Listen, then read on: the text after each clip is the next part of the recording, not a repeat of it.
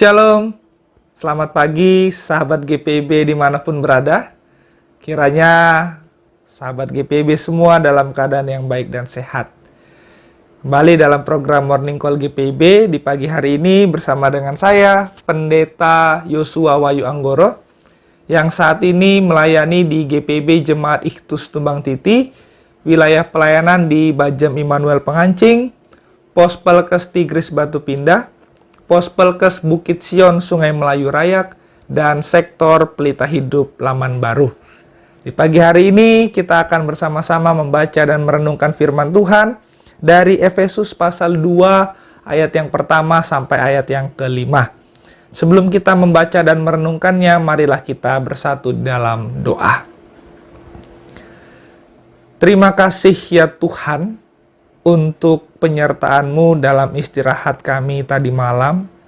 Hingga di pagi hari ini kami dibangunkan dalam keadaan yang baik, yang sehat, dan dikaruniai nafas kehidupan.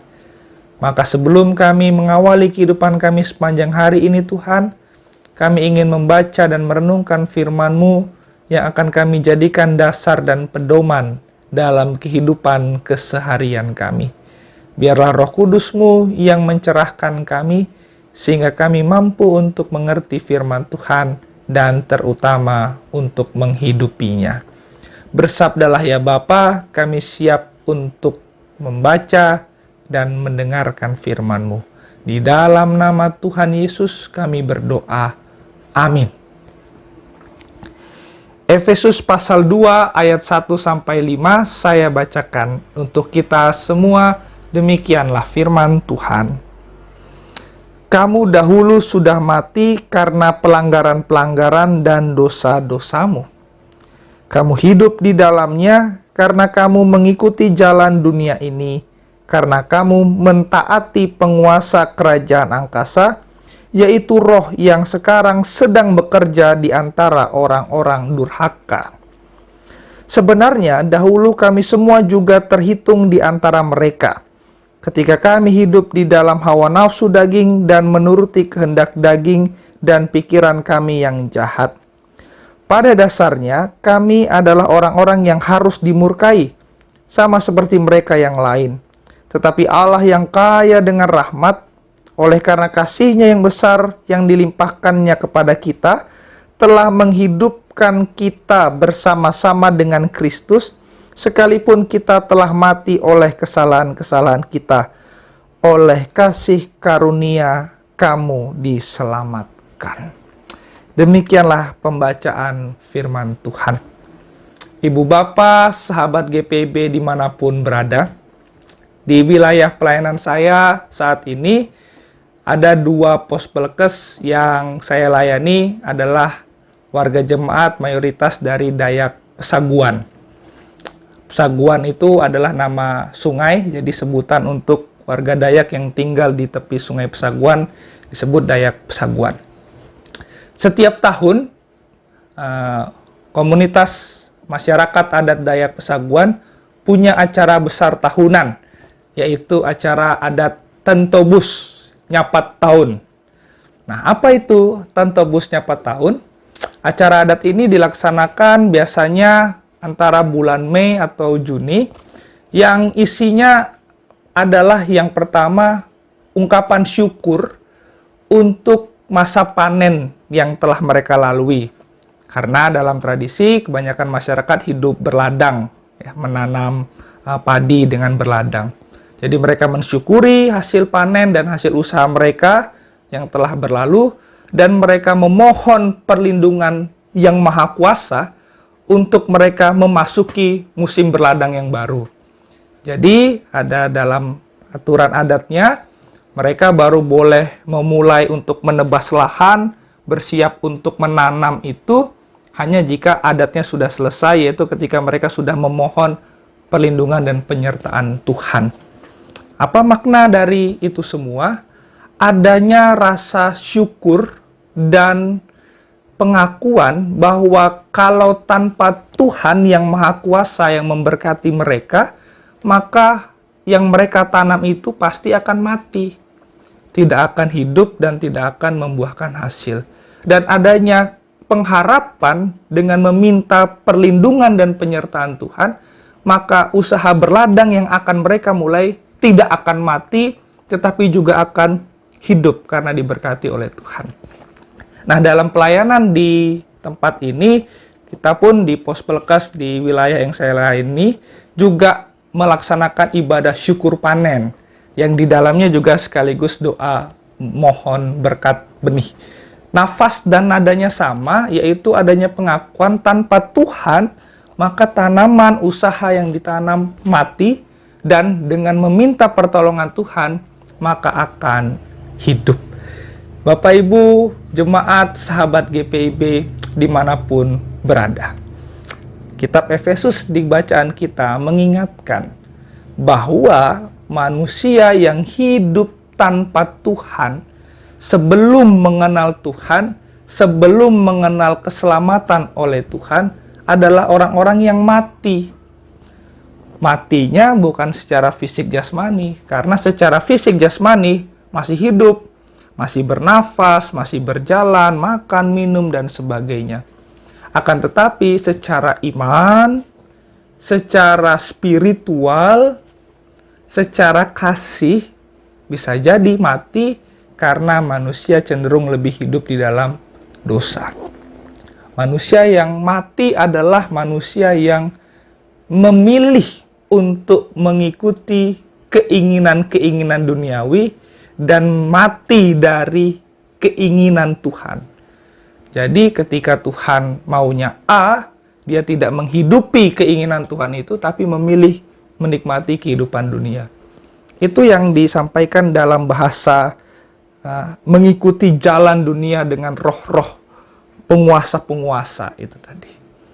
Nah, memang jemaat yang dikasihi oleh Tuhan, dalam kehidupan kita di dunia, dunia ini menawarkan begitu banyak kenikmatan, begitu banyak hal-hal yang membuat kita lebih hidup di dunia, tapi tanpa sadar kita justru mati dari Tuhan. Mati dalam hal iman kita, pengharapan kita kepada Tuhan. Kata orang nih, ada 3 hal yang menjadi godaan terbesar manusia di dunia ini. Apa itu? Harta, tahta, wanita. Gitu kan ya. Tapi ini kan agak bias gender ya, karena ini kan cenderungan untuk pria. Harta, tahta, wanita. Kalau untuk yang perempuan gimana? 3 juga. Harta, tahta, pria berkacamata. Wah, enggak ya? Jadi harta, tahta, cinta. Gitu ya. 3 hal ini menjadi godaan terbesar manusia, karena 3 hal ini juga dalam sudut pandang manusia seringkali dianggap sebagai sumber kebahagiaan. Manusia mencari bahagia dengan cari duit, bekerja, wah, dapat uang, bisa jalan-jalan, bisa nginap, traveling gitu kan, staycation kalau kata orang-orang kota gitu kan, healing gitu kan nih, itu butuh duit, money bisa memberikan kebahagiaan. Harta, lalu orang mencari sukacita duniawi dengan tahta, mencari jabatan tinggi, mencari status, popularitas. Ada banyak orang jadi gila, hype, punya mimpi untuk menjadi artis medsos, artis TikTok, YouTuber, dan sebagainya kan, famous. Lalu cinta, ada banyak orang yang mencari kebahagiaan dengan mencari kekasih, pasangan, dan sebagainya, tanpa mungkin peduli apakah orang itu sudah punya komitmen dengan orang lain atau tidak. Kenikmatan duniawi itu yang kalau kita kejar, sadarkah kita seringkali membuat kita mati. Kita mati. Iman kita mati, pengharapan mati, kasih kita mati. Ketika manusia hidup larut dengan mencari kebahagiaan duniawi itu, itulah di saat dimana manusia mati. Akan tetapi kita bersyukur karena kita punya Tuhan yang di bacaan kita disebut kaya akan rahmat. karena kasih-Nya yang besar. Di tengah-tengah kecenderungan manusia yang suka memilih mencari hidup dunia yang tanpa sadar justru membawanya kepada kematian, Tuhan tetap mau mengasihi, mendampingi kita, mencukupkan kebutuhan-kebutuhan kita, memberikan jalan keluar ketika kita bingung, memberikan pertolongan yang seringkali kita sebut, oh kebetulan. Tuhan memberikan rahmat-Nya dan yang lebih utama melalui pengorbanan Kristus di salib. Tidak ada kasih yang lebih besar daripada kasih seorang sahabat yang memberikan nyawanya untuk sahabat-sahabatnya. Kasih-Nya begitu besar. Maka itu, umat sahabat GPIB yang dikasih oleh Tuhan, kita belajar dari firman Tuhan ini. Betapa dunia menawarkan begitu banyak kebahagiaan-kebahagiaan yang semu, yang bisa jadi membawa kita ke dalam kematian. Tapi hiduplah dalam kasih karunia Tuhan, karena cinta kasih-Nya lah yang menyelamatkan kita dan memberikan kita kehidupan yang kekal di dalam Dia. Selamat mati bagi dunia dan selamat hidup untuk Tuhan. Tuhan memberkati kita. Amin. Mari kita bersatu di dalam doa. Terima kasih ya Tuhan, kami bersyukur untuk firman Tuhan yang kami baca dan kami renungkan bersama. Ketika firman-Mu mengingatkan kami betapa hidup kami, ketika kami larut dalam dosa, kami mati. Kami mati dari Tuhan, kami mati iman, mati spiritualitas, pengharapan dan kasih kami.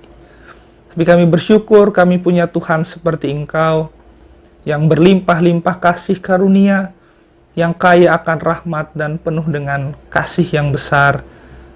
Tuhan mau menyapa kami yang hina, dina, dan tidak layak ini, untuk Engkau peluk, untuk Engkau angkat, dan Engkau selamatkan dari kematian, menuju kehidupan yang kekal.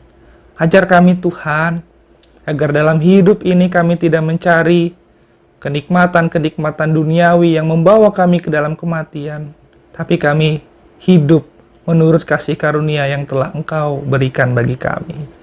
Terima kasih ya Tuhan, berkatilah kehidupan kami di sepanjang hari ini, agar kami boleh melalui hidup kami dalam tuntunan dan penyertaan Tuhan. Bagi umat Tuhan, anak-anak Tuhan dimanapun berada, termasuk sahabat-sahabat GP yang saat ini mendengarkan firman-Mu, Engkau tilik satu persatu, Engkau hadir dalam kehidupan mereka, baik secara pribadi maupun kehidupan keluarga mereka. Tuhan dengarkan setiap keluh kesah, bahkan pergumulan-pergumulan yang ada dalam hati anak-anak-Mu ini. Dan dalam pertolongan Tuhan, Engkau peluk mereka dan Engkau berjalan bersama dengan mereka. Yang bergumul dengan sakit penyakit, Tuhan kuatkan dan Tuhan sembuhkan. Yang bergumul dengan berbagai masalah hidup, Tuhan tunjukkan jalan keluar.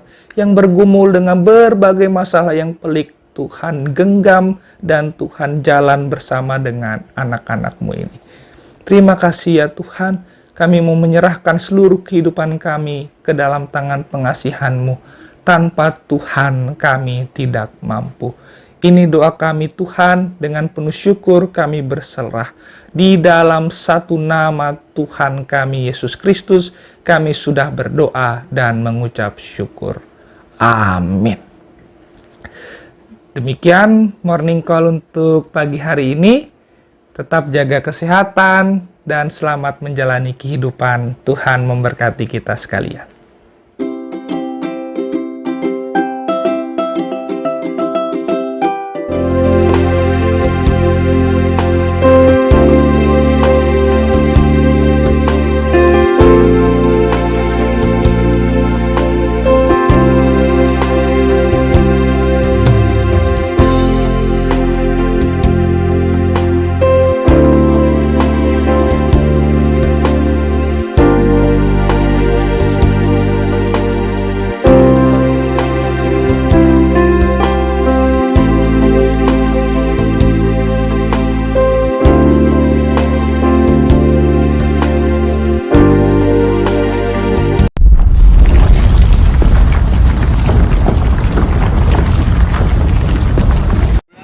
Saya Pendeta Ishak Yohanes Bastian Usmani, Ketua Majelis Jemaat GPIB Betel Raha. Saat ini saya berada di Pospelkes Merimbano Latompa, wilayah paling timur pelayanan GPIB. Seperti Bapak Ibu saksikan saat ini, tahun yang lalu pagar dari Pospelkes Merimbano Latompa ini rubuh diakibatkan oleh curah hujan yang tinggi dan volume gempa. Oleh karena itu, pada kesempatan saat ini saya mohon dukungan doa dan juga dana agar kami dapat membangun kembali pagar Pospelkes Merimbano Latompa yang sudah rubuh ini, dan anggaran yang dibutuhkan sekitar 240 juta rupiah, karena kami akan merubah kembali posisi pagar dari Pospelkes Merimbano Latompa ini. Dan saya berharap dengan dukungan doa dan juga dukungan dana dari Bapak Ibu, kami dapat membangun kembali pagar Pospelkes Merimbano Latompa ini supaya bisa menjadi bagus kembali, sehingga semuanya boleh mendatangkan kemuliaan bagi nama Tuhan.